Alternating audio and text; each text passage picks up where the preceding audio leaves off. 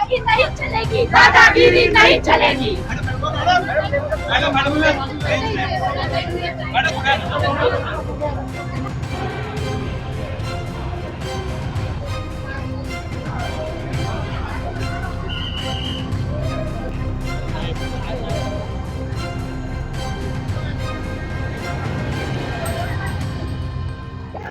ही पहिलीच महासभा होती, कौतुक सभा होती. आज ह्या सभेमध्ये विषयांतर सोडून विषय घेतला गेलेला आहे.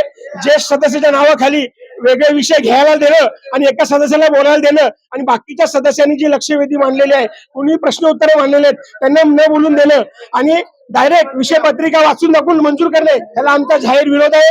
भविष्यात भारतीय जनता पार्टी म्हणून पारदर्शक कारभार हे आमचं घोषवाक्य आहे.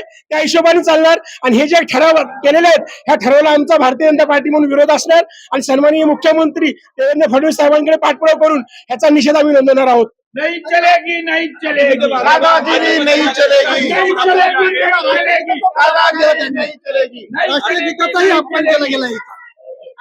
पाटील साहेब, उपमहापौर पदावर तुम्ही तिथे बसलेला होता, खुर्चीवर बसलेला होता, सगळी परिस्थिती तुम्ही पाहिलीत. आवाज दाबण्याचा प्रयत्न कुणी केलाय नक्की? नक्कीच पहिली महासभा असल्यामुळे मी हा विषय समजून घेत होतो.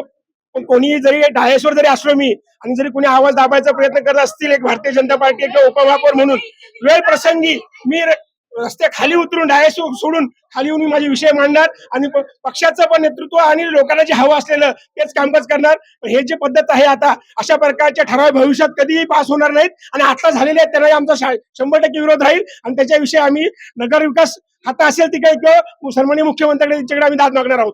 भाजपच्या 3 नगरसेविकांनी बराचसा विरोध केलेला आहे. मृणाल पेंडसे माझ्यासोबत आहेत. मृणाल मॅडम, आमचा सगळ्यांचाच तुम्ही विरोध आहे. उभ्या राहिल्या होतात, काहीतरी प्रश्न मांडण्याचा प्रयत्न करत होतात, काय घडलं नक्की? नगरसेवकांनी प्रश्न मांडणं हा त्यांचा अधिकार आहे. अजेंड्यामध्ये आज माझे प्रश्न होते, त्याची प्रश्न उत्तरांचा तास घेणं अपेक्षित होतं, पण महापौरांनी असं रुलिंग दिलं की प्रश्न उत्तर होणार नाहीत. आमच्या काही नगरसेवकांनी लक्षवेधी मांडल्या होत्या, तर आम्ही फक्त एवढंच सांगत होतो की लक्षवेधी काय आहेत, विषय काय आहेत, एवढं फक्त वाचून दाखवा.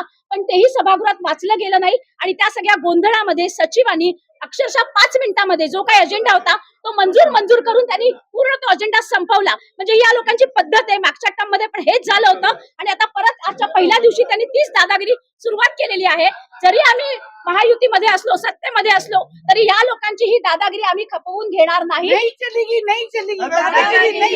नगरसेवकांचा जो अधिकार आहे, प्रश्न उत्तर, आम्ही प्रश्न विचारणार आणि अधिकाऱ्यांना आणि प्रशासनाला आम्हाला उत्तर द्यावं लागेल. मला असं वाटतं की या लोकांकडे उत्तरं नाहीयेत, त्यांना उत्तरं द्यायची नव्हती, म्हणून आजची सभा गुंडाळण्यात आलेली आहे. त्याचा आम्ही निषेध करतो आणि पुढच्या महासभेपासून जर आम्हाला बोलून दिलं नाही, ठराविक लोकांना बोलून दिलं जातं, पण आम्हाला जर बोलून दिलं नाही, आमचे विषय आम्ही लोकांसाठी इकडे सभागृहात आहोत, लोकांच्या हिताचे विषय आम्ही इथे मांडत असतो.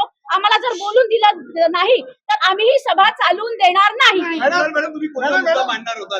एक महत्वाचा मुद्दा होता, कोणता मुद्दा मांडणार होता? मी ठाणेकरांच्या अतिशय मनातले आणि महत्वाचे प्रश्न विचारले होते की 2023 ते 2025 हे पूर्ण काळ हे प्रशासनाच्या ताब्यामध्ये होतं, तेव्हा राज्य सरकारकडनं किती निधी आला होता आणि त्याची पूर्ण माहिती मी आज मागवली होती आणि त्याची उत्तरं मला अपेक्षित होती. पण अधिकाऱ्यांनी मला उत्तर देखील असं दिलेलं आहे की माहिती आम्ही संकलित करतोय आणि ठाण्यासाठी राज्य सरकारकडून 2583.41 कोटी इतका मोठा निधी आला होता, पण त्यात काय विकास कामं केली गेली हा प्रश्न माझा होता आणि त्या प्रश्नांची उत्तरे या लोकांकडे नाहीयेत. म्हणूनच आजची सभा गुंडाळण्यात आली, त्याचा निषेध आहे आणि ही दादागिरी आम्ही खपवून घेणार नाही. काय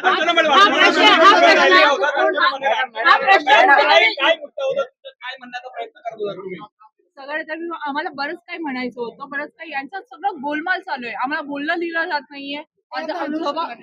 त्याच अनुषंगाने कारण सचिवांनी काय बोलले एक वर्ड पण आम्हाला समजलं नाही. आता बोलले म्हणून आमचा सगळ्या प्रस्तावांना विरोध आहे. ऍज अ बीजेपी सगळ्यांना विरोध आहे, कारण अशी महासभा चालत नाहीये. आम्ही प्रश्न विचारणार आणि त्यांना उत्तर द्यायचं आहे. त्यांना उत्तर द्यायचं नव्हतं म्हणून ही गुंडाळण्यात आली, लवकर संपवण्यात आली.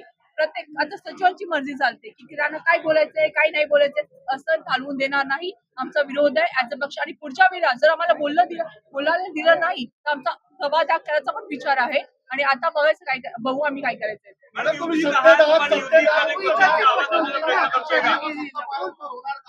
युतीत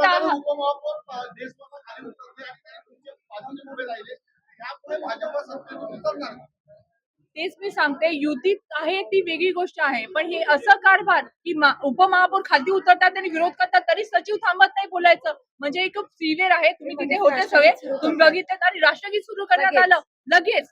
ते खूप खूप खूप ओव्हर चालू आहे त्यांचं.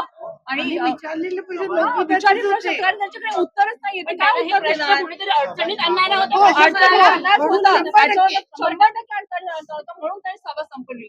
आधी डाऊट होता, आता पूर्ण यकीन आम्हाला अडचण आणणारच होता. त्यांच्याकडे आन्सर नाही म्हणून ही सभा संपवण्यात आली. आणि हे आम्हाला विरोधी पक्षात बसणार का?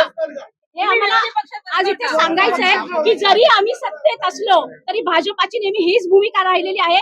कारभार हा पारदर्शक असला पाहिजे, त्यामुळे आम्ही चौकीदाराच्या भूमिकेतच काम करणार आहोत. आज तुम्ही बघितलं आमचे उपमहापौर देखील त्यांची खुर्ची सोडून खालती आले, कारण आम्ही ठाणेकरांच्या अधिकारांसाठी भांडतोय. त्याच्यामुळे जर आम्हाला बोलून दिलं नाही तर आम्ही हे खपून घेणार नाही आणि पुढची सभा आम्ही होऊन देणार नाही.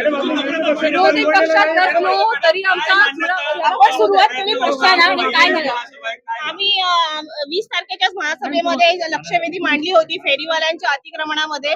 आमच्या प्रभाग क्रमांक 22 मध्ये जो बाजारपेठ आहे, मुख्य बाजारपेठ जांभळी नाका ते अशोक टॉकीज ही भरगच्च अशी भरलेली असते. तिथे टीएमटी बसचा प्रवाह चालू असतो आणि जवळजवळ 3-3.5 वर्षापूर्वी नागरिकांना खूप चालायला त्रास होता. ऍक्सिडेंटही झालेले आहेत वृद्धांचा तिथे. मागे फेरीवाल्यांनी मिळून चेंदणी कोळीवाड्यातल्या आमच्या एका सदस्यांना नागरिकांनाही खून झालेल्याची घटना पण घडलेली आहे. त्याच्यामुळे आम्ही लक्षवेधी इथे मांडलेली का नागरिकांच्या समस्या आम्ही प्रचारामध्ये चारही उमेदवार जेव्हा आमच्या प्रभागामध्ये प्रचार करत होते, प्रचारामध्ये लोकांची हीच मागणी होती की काहीतरी करा, या फेरीवाल्यांचं काहीतरी करा. आताही जेव्हा लक्षवेधी मी मांडली महासभेमध्ये, माझी लक्षवेधी पाठवली, त्याच्यानंतर यांच्या कारवाया चालू झालेल्या आहेत. अतिक्रमणाची गाडी संध्याकाळी एकदा फिरते जांभळी नाक्यावरून जे अशोक ऑफिस पर्यंत पोहोचेपर्यंत नागरिकांना फोन त्या फेरीवाल्यांना फोन त्यांची फोनाफोनी होतं, ते उचलतात, सगळं साफ झालेलं असतं, गाडी पुढे गेली का पुन्हा ते गल्लीबोळ्यातून येतात आणि पुन्हा तिथे जैसे ते परिस्थिती आहे. याच्यावर उपाय काय, हाच प्रश्न आम्हाला विचारायचा होता. पण नागरिकांच्या समस्या यांना घ्यायच्याच नाहीये डाईसवर. तर याच्यासाठी काय आम्ही ऐकणार नाहीयेत, आम्ही आंदोलन करतच राहणार आहोत. सभा चालू न देणार नाही आम्ही.